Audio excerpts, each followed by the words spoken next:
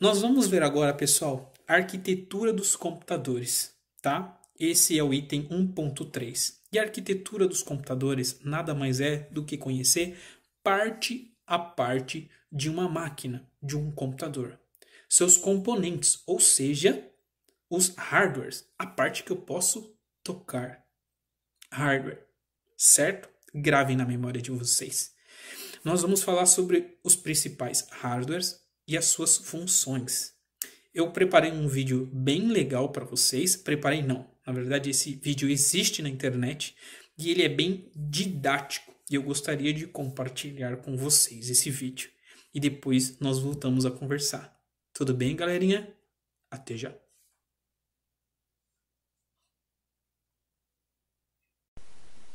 Hoje vamos conhecer um computador. O computador é uma máquina capaz de tratar dados de forma automática.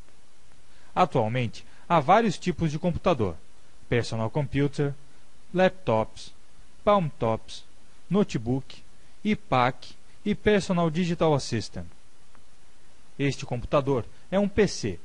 Ele possui um monitor, um teclado, um par de caixinhas de som, um mouse e uma CPU. O monitor é um dispositivo de saída do computador. É a parte dele onde o usuário visualiza as informações e interage com elas. Na categoria de dispositivos de entrada e saída de dados, situa-se tudo o que usamos para entrar ou para visualizar as informações no computador. O teclado é um dispositivo de entrada do computador. Através dele, inserimos dados como textos, senhas e números. O par de caixinhas é um dispositivo de saída.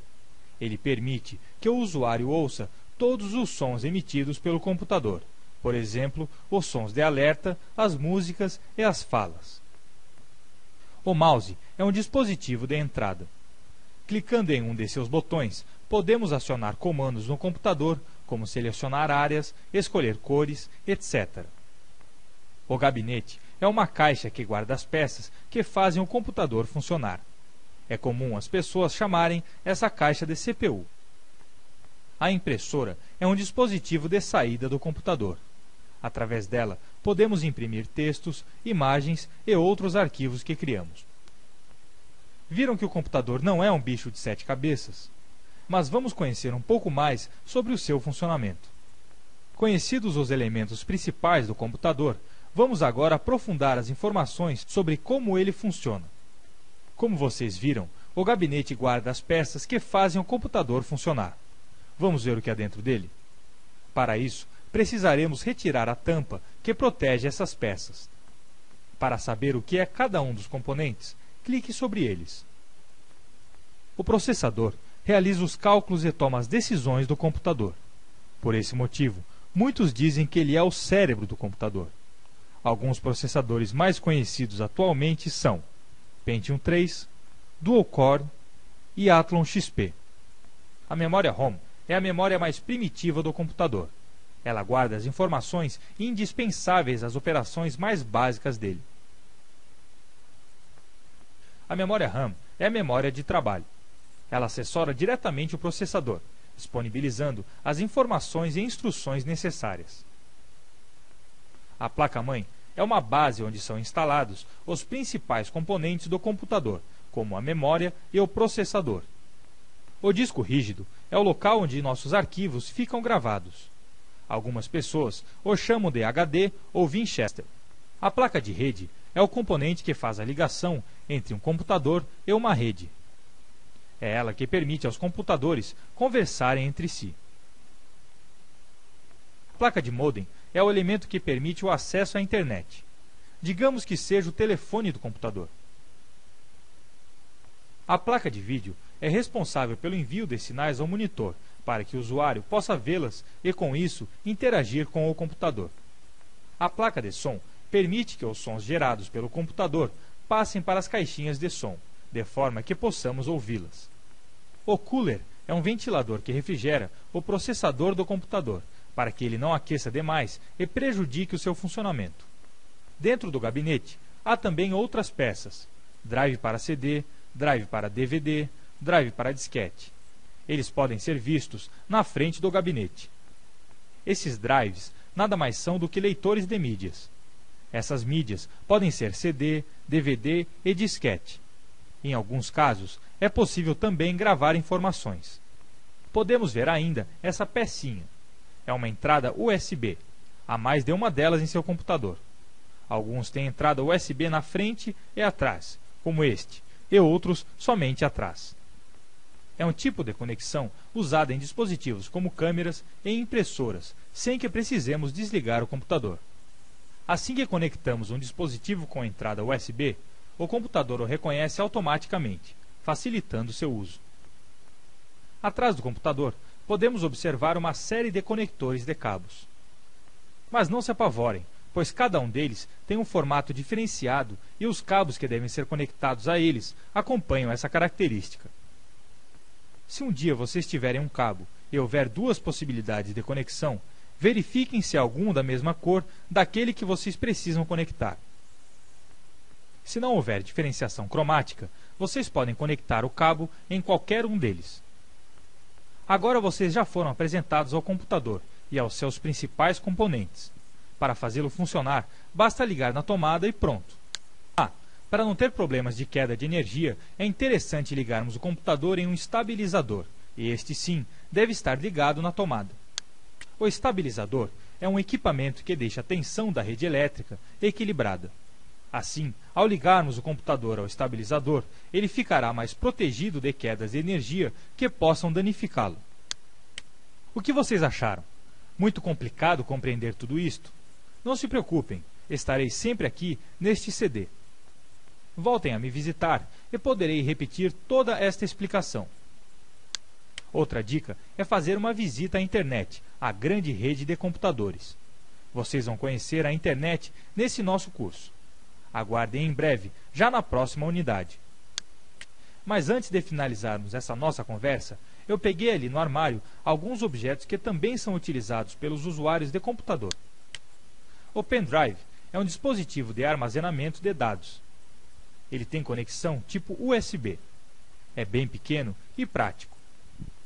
A webcam é uma câmera que captura imagens em movimento e transfere esse vídeo para o computador. Em caso de bate-papo online, ela transfere essas imagens para outro computador através da internet. E aí, pessoal, o que vocês acharam dessa parte do vídeo? Bacana, né? É uma parte um pouco mais técnica, pessoal. E querendo ou não, o nosso curso exige bastante dessa parte técnica. Nós teremos alguma aula que se trata sobre projeto, onde nós veremos como um projeto é apresentado, de que forma ele é desenvolvido, apresentado e executado. Então nós teremos que usar um pouco de linguagem técnica. É claro que de uma maneira leve e suave, né? Porque a maioria são crianças e adolescentes. Eles precisam entender toda essa parte técnica numa linguagem mais simples, para que faça sentido. Lembrando que eu sempre vou trazer algum videozinho explicativo e vou dar alguns exemplos para que fique claro e vocês não tenham dúvidas, certo? Lembrando que, para alguma dúvida, vocês podem mandar as suas perguntas por áudio, se identificando e falando no áudio qual é a sua dúvida e eu vou respondendo na medida do possível. Tá ok? Nossa aula tentando fazer ela de uma forma mais dinâmica, não muito longa. Porque se a aula for muito longa, chega um momento em que nós ficamos fadigados e deixamos de absorver as informações aqui apresentadas. Tá ok? Então essa aula é de uma forma compacta e reduzida, sempre com vídeos ilustrativos e exemplos. E no final das nossas aulas, pessoal, eu sempre apresento para você uma página de questões, que na aula seguinte nós vamos comentar sobre ela. Lembrando que é importante que vocês realizem todos os exercícios para que vocês fixem aquele conteúdo que foi apresentado, tá ok?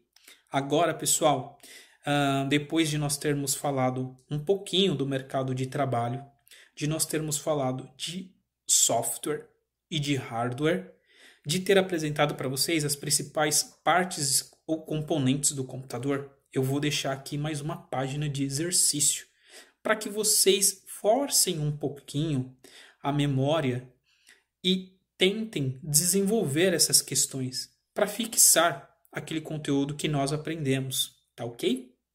Eu vou deixar ela aqui para que vocês possam fazer durante a semana e nós vamos corrigir e comentar na próxima aula, tá ok?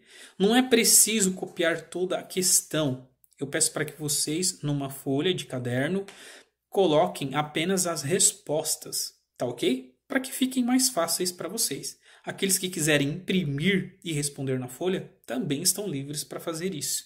Lembrando que as nossas aulas a partir de agora vão seguir o conteúdo da apostila. E as perguntas, todo o conteúdo do questionário, ele está na nossa apostila. Então, qualquer dúvida, revejam os vídeos e leiam as apostilas. Pessoal, vocês vão encontrar a resposta. Tá certo? Eu desejo que vocês fiquem bem, tenham uma semana abençoada, se mantenham saudáveis, o que é muito importante. E que vocês não deixem de estudar, pessoal. Continue com esse contato e fazendo esse esforço para se manter ligado no nosso conteúdo da aula de robótica. Beleza? Eu espero estar com vocês em breve. Uma boa semana, um abraço para todos, fiquem com Deus. Até mais.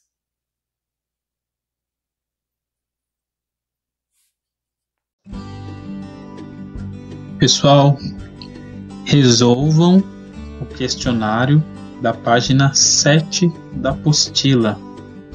Leiam o conteúdo anterior e revejam os vídeos para facilitar o entendimento de vocês. Antes da próxima aula, eu irei corrigir e postar as respostas.